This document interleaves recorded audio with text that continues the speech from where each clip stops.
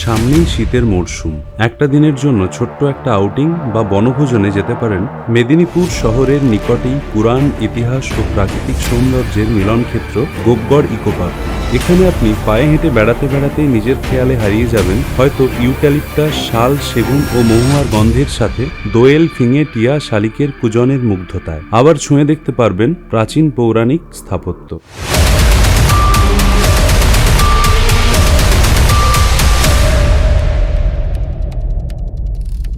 মেদিনীপুর শহর থেকে প্রায় 4.5 কিলোমিটার দূরে অবস্থিত গোপগড় হেরিটেজ ও নেচার ইকোট্যুরিজম। মেদিনীপুর স্টেশন ও মেদিনীপুর বাসস্ট্যান্ড থেকে দুটি পথে এখানে যাওয়া যায়। স্টেশন রোডে এসে উড়ালপুল ধরে ব্রিটিশ আমলের পুরাতন জল ট্যাঙ্কি এবং স্টেশনকে ডান পাশে রেখে উড়ালপুল থেকে নেমে রাঙামাটি পেরিয়ে ঝাড়গ্রামের রাস্তায় কিছু দূর এগোলেই প্রথমেই ডান দিকে দেখতে পাবেন শ্রী শ্রী গোপনন্দিনী মাতার মন্দির। গোপগড় ক্ষেত্রের অধিষ্ঠাত্রী দেবী মাতা গোপনন্দিনী। মন্দিরের পিছনেই রয়েছে একটি প্রাচীন বটগাছ, আর গোপনন্দিনী মায়ের মন্দিরের পাশে রয়েছে একটি দুর্গা মঞ্চ। এখানে প্রতি বছর দুর্গাপুজোর সময় ধুমধাম করে মায়ের আরাধনা হয়। প্রতিদিন নিয়ম মেনে মা গোপনন্দিনীর পূজা অর্চনা করেন স্থানীয় পুরোহিত মশাই। মা গোপনন্দিনী সকল প্রকার বিপদ থেকে এলাকার মানুষকে রক্ষা করেন বলে স্থানীয়দের বিশ্বাস। মন্দির থেকে একটু এগোলেই রাস্তার পাশেই গোপগড় ইকোট্যুরিজমের বোর্ড আপনাকে স্বাগত জানিয়ে পার্কের 2 নম্বর গেটের অভিমুখে নিয়ে যাবে। রাস্তা তৈরির কাজ চলছে, তাই আমরা একটি অন্য পথ ধরলাম। মেদিনীপুর শহর থেকে গোপগড় ইকো পার্কে যাওয়ার দ্বিতীয় পথটি শহরের তাঁতিগেড়িয়া রেল ক্রসিং পেরিয়ে বিদ্যাসাগর বিশ্ববিদ্যালয়ের প্রথম গেটের পর মহিলা গোপ কলেজ ও সেরিকালচার ফার্মের সামনে দিয়ে ডান দিকে জঙ্গলে ঘেরা কংক্রিটের রাস্তা ধরে এগোলেই গোপগড় ইকো পার্কের প্রথম গেট। আমরা যে রাস্তাটি ধরেছিলাম সেটি এই রাস্তাতেই এসে মিলেছে। জঙ্গলের পথে আমরা দেখতে পাই কিছু ভূমিজ মহিলা কাঠ ও পাতা কুড়িয়ে বাড়ির পথ ধরেছে। বেলা যত পড়ে আসবে গোপগড় তত বেশি রহস্য আবৃত হয়ে উঠবে। আমরা পৌঁছলাম ঐতিহাসিক গোপগড় ইকো পার্কের 1 নম্বর গেটে। পাথর দ্বারা নির্মিত তোরণ দ্বার দেখলেই আপনি এই স্থানের পুরাতাত্ত্বিক ঐতিহ্যের আভাস পেয়ে যাবেন। 1 নম্বর গেটের পাশেই টিকিট কাউন্টার। টিকিট মূল্য জনপ্রতি 10 টাকা, মোটর বাইক 8 টাকা এবং পার্সোনাল কার 40 টাকা। পাশেই রয়েছে সমস্ত প্রকার নিয়মাবলী সংবলিত একটি বোর্ড। হাওড়া থেকে যে কোনো ট্রেন ধরে মেদিনীপুর স্টেশন বা ধর্মতলা থেকে বাসে মেদিনীপুর সেন্ট্রাল বাসস্ট্যান্ড, তারপর টোটো ধরলেই গোপগড়। 2000 সালের 20শে ডিসেম্বর উদ্বোধন হয় গোপগড় ইকোট্যুরিজম সেন্টারের। বর্তমান নাম গোপগড় হেরিটেজ ও নেচার ইকোট্যুরিজম সেন্টার। কোয়াটারনারি যুগের পাললিক শিলা এবং কিছু নবীন ল্যাটেরাইট মাটি ও পাথর দিয়ে তৈরি প্রায় 4 বর্গ কিলোমিটার জুড়ে বন জঙ্গলে আবৃত নির্জন এই উচ্চভূমি। বৃষ্টির দিনে পার্কের পরিবেশ বড়ই মায়াময়। পার্কে প্রবেশ করেই দেখবেন দুপাশে সুউচ্চ ঝাউয়ের সারি, মাঝখানে কংক্রিটের পথ চলে গেছে সামনের দিকে। ছবি তোলার আদর্শ স্থান। এটা এই পার্কের ফটোশ্যুটের একটি সিগনেচার প্লেস বলাই চলে। ঝাউ গাছের পশ্চাতে আছে দুপাশে অনেক পিকনিক স্পট ও কাজু বাদামের জঙ্গল। এইখানে আলোকচিত্র গ্রহণের সকল উপাদান প্রভূত পরিমাণে আছে। ভেতরে মূল পথগুলি বাঁধানো। ঝাউয়ের সারি পেরোলেই পার্কিং এরিয়া। মূল রাস্তার বাম দিকে মোটর বাইক পার্কিং এরিয়া এবং ডান দিকে রয়েছে কার পার্কিং এরিয়া। সামনেই ছোট ছোট 3টি স্থানীয় মানুষদের দোকান। স্ন্যাক্স, বিস্কুট, জল, চা এখানে পাবেন। দোকানদার স্থানীয় মহিলারা। এই দোকানগুলির সামনে দিয়ে এগিয়ে গেলে ডান দিকে ঢালু গড়ান বা পাথুরে সিঁড়ি নেমে গেছে নিচের দিকে। নিচে নামলে টিলাতে ঘেরা গাছগাছালিতে পূর্ণ অপেক্ষাকৃত ছোট্ট একটি সমতল ক্ষেত্র আপনারা দেখতে পাবেন। মাঝে মাঝে রয়েছে কংক্রিট দিয়ে তৈরি পিকনিক স্পট। কলেজ ইউনিভার্সিটি পড়ুয়াদের এবং প্রেমিক প্রেমিকাদের নির্জনে কিছুক্ষণ সময় কাটানোর জন্য এই স্থানে সারা বছর অল্পবিস্তর মানুষের আনাগোনা লেগেই থাকে। ওপরের গাছের ডালপালাগুলি তৈরি করেছে চাঁদোয়া বা ক্যানোপি। চিরসবুজের মাঝে এক ফালি সূর্যালোক আপনার মনে জাগাবে রোমান্টিকতা। ওপরে উঠে সামনের দিকে এগোলেই সিকিউরিটি ব্যারিকেড, তার মধ্য দিয়ে যেতে হয়, যেখান থেকে আপনাকে পার্কের বাকি অংশটুকু ও ঐতিহাসিক গোপগড় দুর্গের ধ্বংসাবশেষ পায়ে হেঁটেই ঘুরতে হবে। মাঝে রাস্তা, পাশে সুসজ্জিত গাছপালা, দূরে দেখা যাচ্ছে ক্লক টাওয়ার। রাস্তার দুপাশে হলুদ ফুলের মনোহর গাছ। সিমেন্ট দিয়ে তৈরি 2 প্রহরীকে অতিক্রম করতে হয়।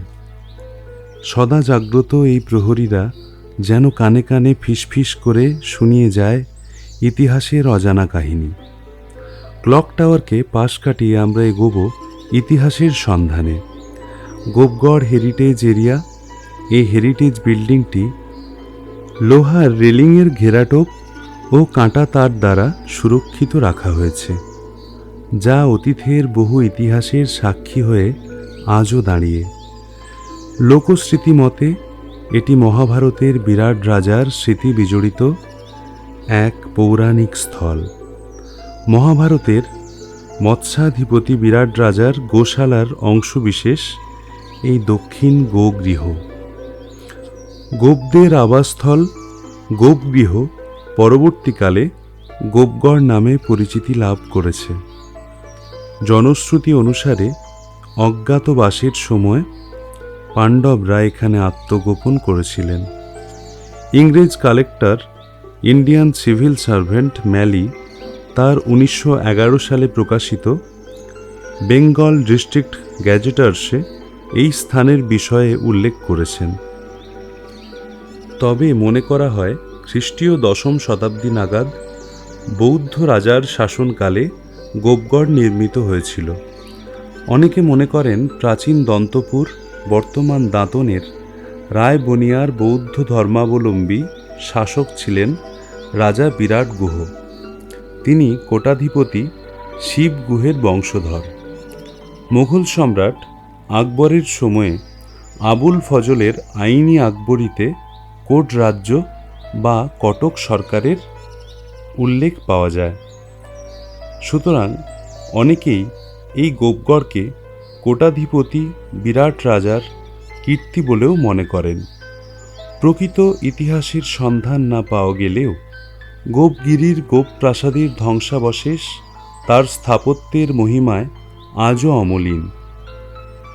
এখানে একটি প্রাচীন সুড়ঙ্গ পথ ছিল, বর্তমানে যা পরিত্যক্ত ও ধ্বংস হয়েছে। এই সুড়ঙ্গ নিয়ে লোকমুখে নানা প্রকার জনশ্রুতি আমরা শুনতে পাই।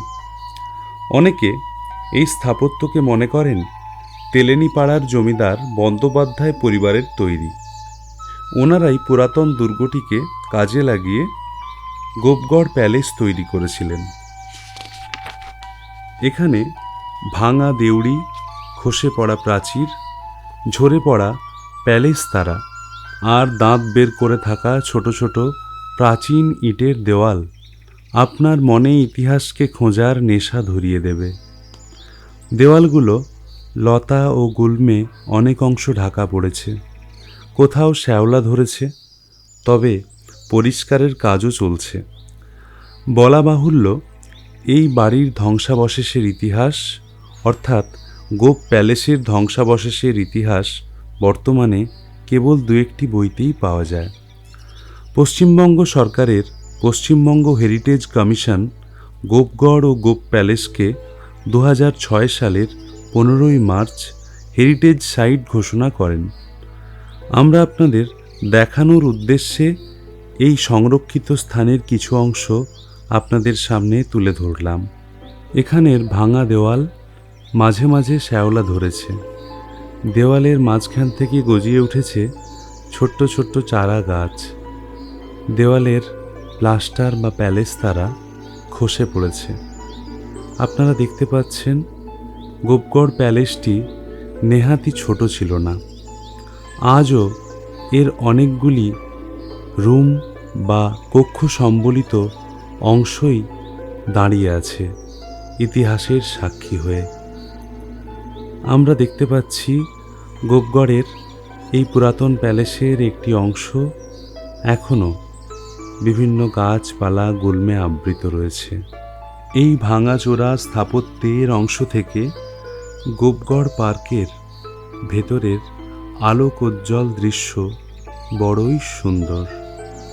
এই হেরিটেজ বিল্ডিং নিয়ে স্থানীয় মানুষদের মধ্যে কিছু ভৌতিক কাহিনীরও প্রচলন আছে।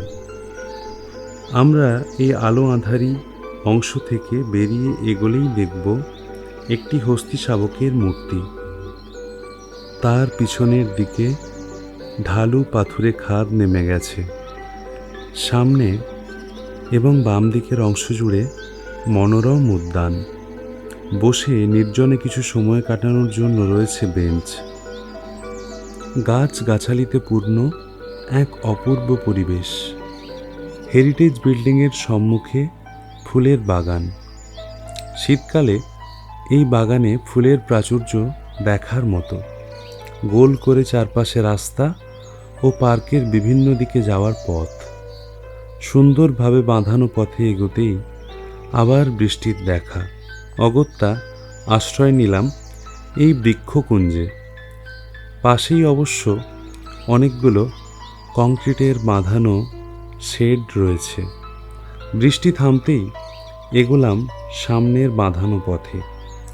দুই পাশে শোভা বর্ধনকারী গাছগাছালি পেরিয়ে প্রথমেই শীততাপ নিয়ন্ত্রিত একটি সভাকক্ষ।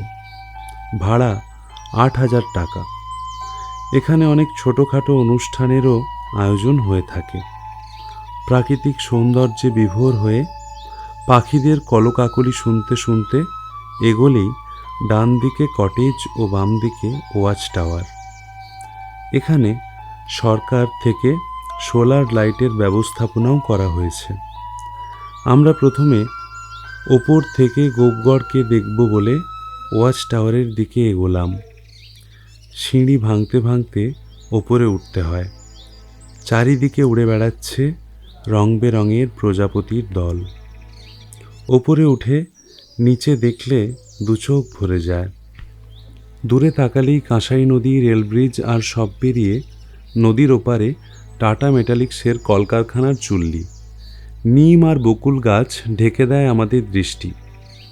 ওপর থেকে নিচের কটেজগুলিকেও ভারী সুন্দর লাগে। নিচে নামার পথে পাশাপাশি দুটি কটেজ। প্রিয়া ও পথিক আপনার দৃষ্টি আকর্ষণ করবেই। ওদের দেখতে এবার যাই।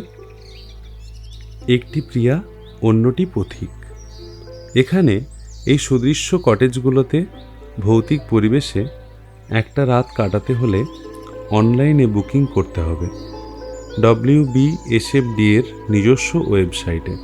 ফেরার পথে আবার একটি বৃক্ষকুঞ্জ। ভেতরে বসার সুব্যবস্থা। মূলত এগুলি প্রেমিক প্রেমিকা যুগলদের সময় কাটানোর স্থান। তবে নির্জনে বসে প্রকৃতির স্নেহ গায়ে মাখতে হলে আপনিও এখানে বসতে পারেন কিছুটা সময়। পাশের রাস্তা চলে গেছে বাগানের পাশ দিয়ে। অনেক বড় ফুলের বাগান। শীতে নানা রঙের ফুল ফোটে এখানে। বিশেষত নানা রকম গোলাপ গাছের প্রাচুর্যের জন্য এই পার্কটি বিখ্যাত। শিশুদের খেলাধুলার জন্য দোলনা সহ অল্প কিছু রাইডও এখানে আছে। চারপাশে ফুল গাছে ঘেরা এই জায়গায় শিশুরা মনের ইচ্ছে মতো আনন্দে মেতে উঠতে পারে। আছে অনেকগুলি কংক্রিটের চারপাশ উন্মুক্ত বাতায়নযুক্ত সুদৃশ্য শেড। আর হেরিটেজ বিল্ডিংয়ের বাঁ দিকে কিছু স্টাফ কোয়ার্টার। এই পাশ থেকেও রাজবাড়ির ধ্বংসস্তূপটির বাকি অংশ দেখা যায়। সামনের বাগানে একটি প্রস্তর টিলা আছে। তার উপর দাঁড়িয়ে কংক্রিটের হরিণ। দূর থেকে দেখলে আপনি আসল ভেবে ভুল করতে পারেন। সামনে একটি বৃহৎ অ্যাকোয়ারিয়াম। এর মধ্যে অল্প বিস্তর ছোট বড় মাছ রয়েছে। পাশেই গ্রিন হাউসগুলি সারানোর কাজ চলছে। এখান থেকে বেরিয়ে দোকানে 1 কাপ চা খেয়েই আমরা বেরিয়ে পড়লাম। ফেরার পথে দেখাই আপনাদের কিছু জিনিস। এটি একটি পিকনিক শেড। এই রকম শেডযুক্ত পিকনিক স্পটগুলির ভাড়া 400 টাকা এবং নন শেডগুলির ভাড়া 250 টাকা। শীতকালে এই পার্ক পিকনিক করতে আসা মানুষের ভিড়ে গম গম করে। এবার আপনাদের নিয়ে যাই গোপগড় ইকো ট্যুরিজম সেন্টারের মধ্যে অবস্থিত পিরামিড আকৃতির গ্রেট ট্রিগনোমেট্রিক্যাল স্টেশনে। এখানে খোদিত আছে গোপগড়ের অবস্থান 22 ডিগ্রি 25 মিনিট 11 সেকেন্ড উত্তর অক্ষাংশ এবং 87 ডিগ্রি 16 মিনিট 58 সেকেন্ড পূর্ব দ্রাঘিমাতে। এর সর্বোচ্চ উচ্চতা 211 ফিট। পিছনের দিকের পাথুরে ঢাল নেমে গেছে পাশের ঝাড়গ্রাম যাওয়ার সড়ক পথ পর্যন্ত। পার্কটি বন্ধ হয় সন্ধে 5:30টায়। ফেরার পথে লাল মাটির রাস্তার 2 ধারে পিকনিক শেড আপনাকে আমন্ত্রণ জানায়। আসুন না একদিন। মাসের শেষ বা সপ্তাহের শেষে প্রকৃতির আমন্ত্রণে সাড়া দিয়ে গোপগড়ে পৌরাণিক কাহিনী ও ইতিহাসের চরিত্রদের ফেলে যাওয়া স্থাপত্যের মাঝে একটা দিন কাটিয়ে নিজের আপন স্মৃতির পাতায় 2 লাইন কিংবা কয়েকটি সুন্দর পৃষ্ঠা যোগ করে নিতে, ইতিহাস পুরাণ ও প্রাকৃতিক সৌন্দর্যের সাক্ষী হতে। আমরা প্রাচীন গোপগড় দুর্গের অজানা ইতিহাস জানতে এবং পৌরাণিক ও ঐতিহাসিক স্থাপত্য গোপগড়ের ধ্বংসাবশেষ দেখতে গোপগড়ে এসেছিলাম। এবার ফেরার পথ ধরলাম। অনেক ধন্যবাদ। আমাদের ভিডিওটি কেমন লাগলো জানাবেন, আর এরকম অনেক অজানা ইতিহাস জানতে আমাদের ভিডিওগুলি দেখতে থাকুন।